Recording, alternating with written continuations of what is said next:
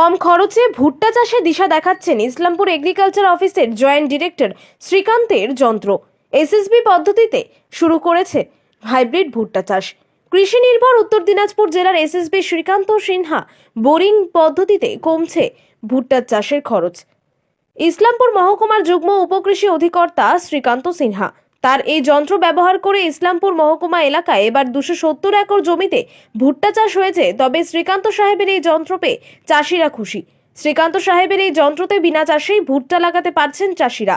শ্রীকান্ত সাহেব জানিয়েছেন, আমি একটি যন্ত্র বানিয়েছি, সেটি হলো এসএসবি যন্ত্র বীজ গড়া হাল। এই বীজ গড়া হাল দিয়ে ভুট্টা চাষ করলে প্রতি জমির একর প্রতি 9 থেকে 10,000 টাকা চাষিদের বাঁচে। তবে প্রতি জমিতে চাষ করা ছাড়াই ভুট্টা লাগানো যায়। জমিতে ধান কাটার 7 দিন পরেই জমিতে ভুট্টা লাগানো যায় বিনা চাষে।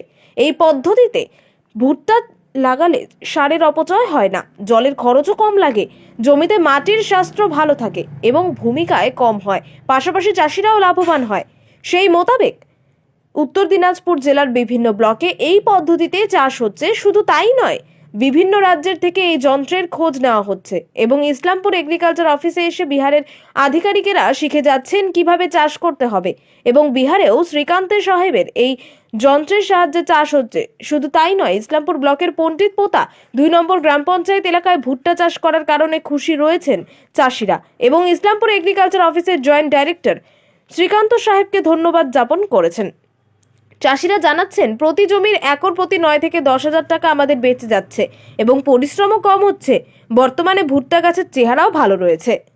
আমি Srikanta Sinha, joint director of agriculture P administration, Islampur sub division, Uttar Dinajpur. কি কর্মসূচি রয়েছে?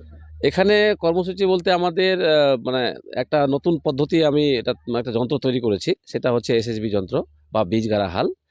এই বীজ গাড়া হাল দিয়ে ভুট্টা লাগালে চাষি ভাই তাদের 9 থেকে 10,000 টাকা খরচ কম হয়। বিঘা প্রতি?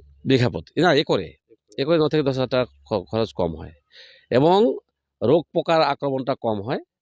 আর জলসেচ 50% কম লাগে। আর হচ্ছে গিয়ে ঝড় বইলে, ঝড় বা অতিবৃষ্টি হলে এই গাছ নুয়ে পড়ে না, ঝুঁকে পড়ে না, স্ট্রং হয়ে দাঁড়িয়ে থাকে, শিকড়ের বৃদ্ধি ভালো হয়। আর জমিতে কোনো চাষ করার কোনো প্রয়োজন পড়ে না। ধান কাটার 1 থেকে 7 দিনের মধ্যে ভুট্টা এই যন্ত্র চালিয়ে, এসএসবি যন্ত্রটা চালিয়ে বীজ ফেলে তারপরে সার ঢাকা দিয়ে দিয়ে ব্যাস লাগানো হয়ে যায়। এক্ষেত্রে মোটামুটি একরে 10 জনের মতন লেবার লাগে। ট্রাক্টরের কোনো প্রয়োজন নেই, রোটাভেটরের কোনো প্রয়োজন নেই। আর যেহেতু নাড়াগুলো থেকে যায়, মোটামুটি 6 ইঞ্চি থেকে 12 ইঞ্চি পর্যন্ত নাড়াগুলো থেকে যায়, সেই নাড়াগুলো পরে পচে গিয়ে ওটা জমিতে সারে রূপান্তরিত হয়। এতে কি হয়, জমির উর্বরতা শক্তিটা বৃদ্ধি পায়।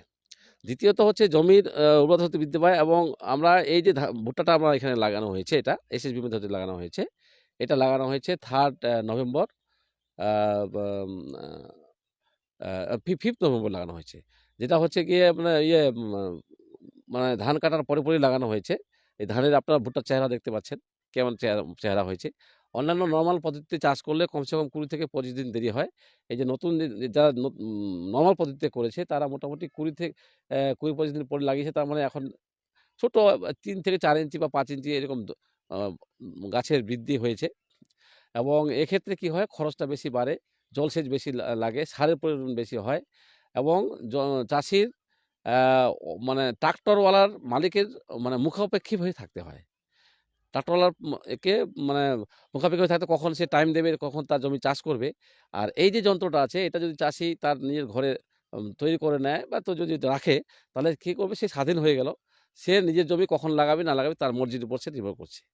ধান কাটার পরেই ভুট্টাটা লাগিয়ে দিতে পারবে।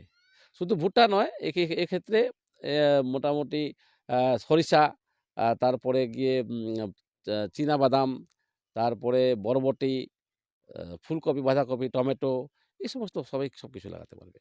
এই যন্ত্রটা আপনি বানিয়েছেন, কতটা সুবিধা পাচ্ছে চাষিরা? হ্যাঁ, অবশ্যই। এখানে আমাদের মোটামুটি ইসলামপুর সাব ডিভিশনে চাষিরা খুবই খুশি। যারা চাষ করেছে তারা এর বেনিফিটটা বুঝতে পেরেছে যে কত মানে ভালো বেনিফিট আছে।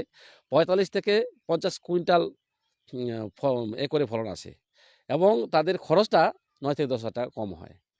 তো 270 একর জমিতে এবার মোটামুটি আমাদের চাষ হয়েছে ইসলামপুর সাব ডিভিশনে। আর এছাড়া আমাদের চাষিরা বিভিন্ন জায়গা থেকে, বিভিন্ন রাজ্য থেকেও ফোন আসছে এবং ওরা জানতে চাইছে যে কীভাবে এটাকে করা যায়। যেমন ঝাড়খণ্ড থেকে ফোন এসছে, তারপরে উত্তরাখণ্ড থেকে ফোন এসছে, এখানে বিহার থেকে তো মানে মানে কিছু চাষও হয়েছে বিহারে, এখান থেকে যন্ত্র নিয়ে গিয়ে চাষ করেছে। তারপরে পুরুলিয়াতে চাষি এসে যন্ত্র নিয়ে চলে গেছে। এবং আমাদের সাব ডিভিশন ছাড়াও রায়গঞ্জ সাব ডিভিশনেও কিছু চাষ হয়েছে। তো আমরা চেষ্টা করছি এটা নতুনভাবে করার। তো এই যে এখানে দেখতে পাচ্ছেন ভুট্টাটা, সেটা হচ্ছে এটা আমরা ন্যাশনাল ফুড সিকিউরিটি মিশনের পক্ষ থেকে দেওয়া হয়েছে LG4 ভ্যারাইটিটা। এবং এখানে এই যে চাষি আছে ওর নাম হচ্ছে গৌতম সন্ন্যাসী, গ্রামটার নাম হচ্ছে কুন্দনগাঁও, আর পণ্ডিতপুরটা টু টু গ্রাম পঞ্চায়েত, ইসলামপুর ব্লকের অন্তর্ভুক্ত। তো এই বছর আমরা 270 একর করেছি। আশা করি সামনের বছরে মোটামুটি এটা 1000 একর ক্রস করে যাবে।